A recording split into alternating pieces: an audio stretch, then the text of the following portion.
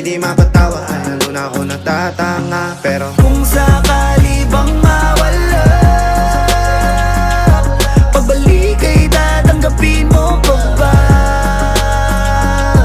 Pag nakita mo akong mahina,